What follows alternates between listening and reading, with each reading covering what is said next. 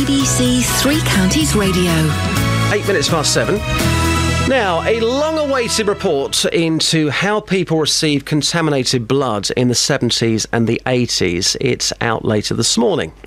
Although the focus of the Penrose inquiry is on cases in Scotland, it could lead to victims here in Beds, Herts and Bucks finally getting compensation.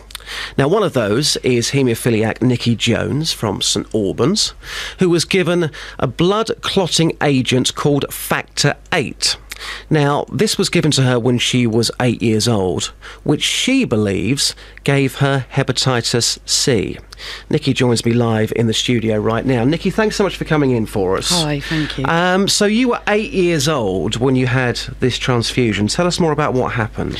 What happened, I was diagnosed with haemophilia when I was about 7. My dad's a haemophiliac.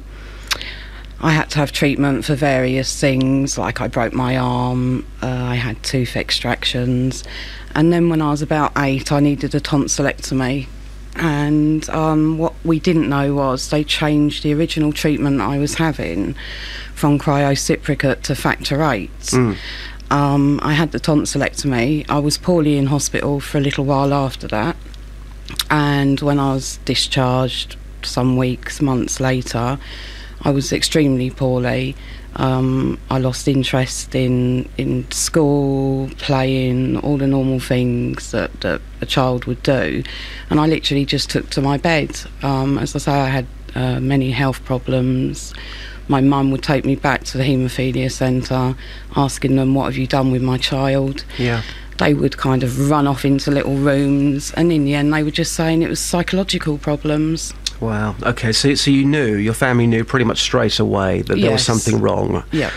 When did you find out you had hepatitis C? It wasn't till 1995. It had been reported on the news that many haemophiliacs had been given hepatitis C. So how many years was that before you actually found out? So it was 15 years. 15 years before you found out. You've been suffering with that for 15 years. Yeah, 15 years, and the worst thing is they knew, because they'd taken blood in 91, which I was unaware of. Yeah. And that blood test result said that I was hepatitis C positive, but I was only told in 95 through asking. I mean, to hear you sit here and tell me that, it's just absolutely shocking. Yeah. 15 years of your life, and as you say, they had the blood there, so they must have known that you had hepatitis C. They must have done. Yeah. How has it affected your life even now? It's had a massive impact on my life, along with my family's. I've had health problems since I was a child. I've been under different specialists, and basically no one kind of really knows how to deal with my health problems. I had breast cancer when I was 39. I become unwell, I'm put on steroids, I live on painkillers to get through the day, and I do work, I've always worked, but this is the impact that it's had on my life and many others sadly have passed away. This report is out today.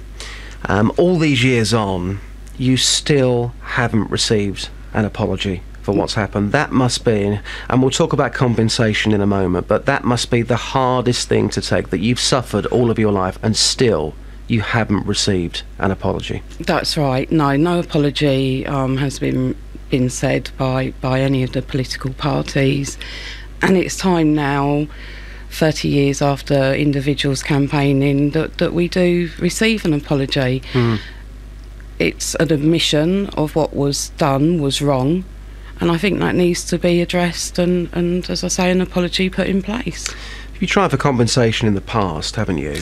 That's correct, yeah. It's an ex gratia payment set up by the Skipton Fund. Why do you think you were turned down for compensation before? The Skipton Fund said that I'd naturally cleared the virus, they believe, on the balance of probabilities within 6 months.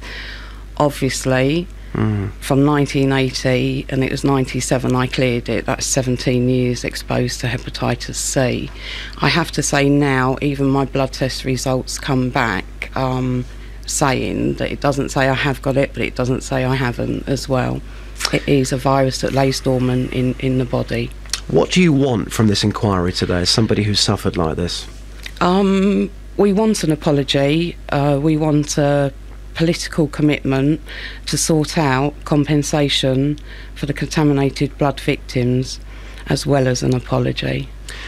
Let's talk money for a second, just before you go. And we mentioned this briefly earlier on, because some people say, well, money, what's that going to do? How will that make any difference? But tell us what you think you're entitled to and what you might do with that money. Personally, people have pushed for individual assessments, which I think would be a better way forward, because especially the haemophilia community have been exposed to many different viruses and pathogens. It's not just hepatitis C. Yeah. We're also high risk to CJD. But you personally, after what you've been through, well, what do you think you should be entitled to, and how would you spend that money? Some very personal questions there, I know, but before you go, no, that is. What would you do? Well, personally, I would like to put towards a mortgage. I can't get life insurance because of the viruses I have. I'm loaded, so any money I did receive would be to put towards a mortgage, and to help my children as well. Can you put a figure on it for us?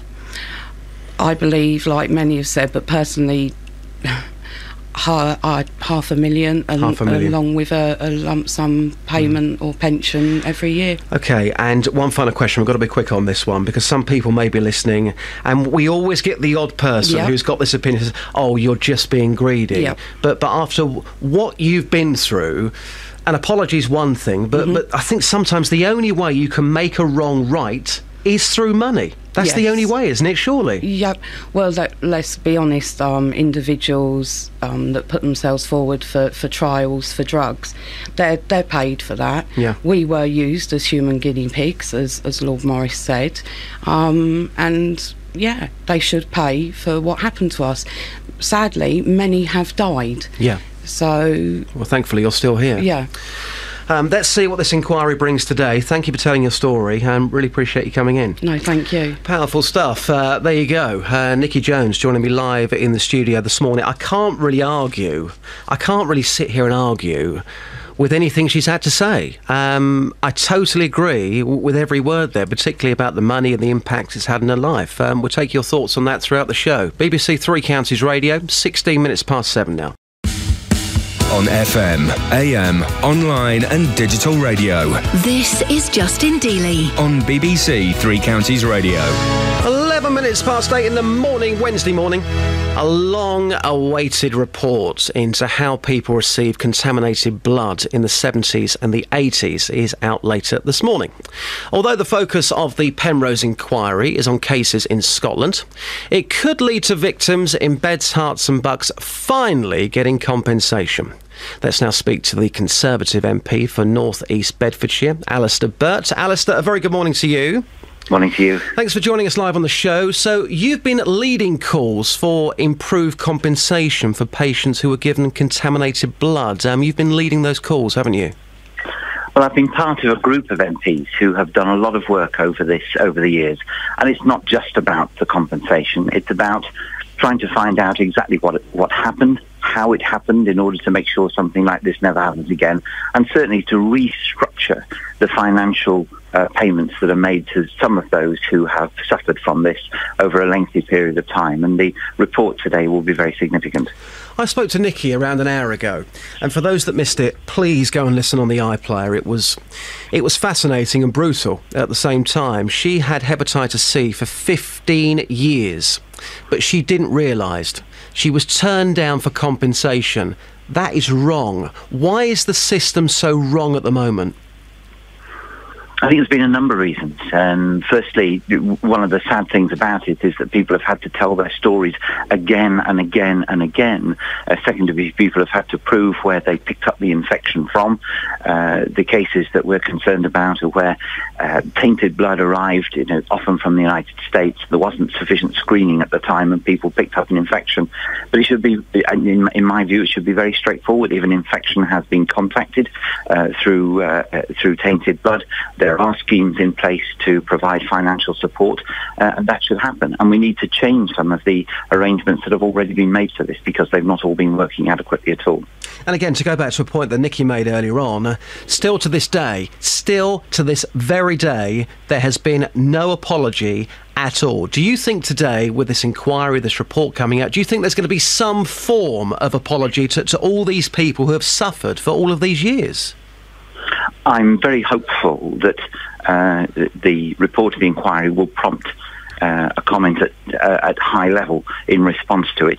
It can't be a full response to the report, because I understand the report is extremely detailed and very long, and it will take some time for the government to go through it. But I think the headline remarks should enable certainly something to be said by government today at very high level, in order to help people understand that finally it has dawned on those who have been responsible for healthcare for so long.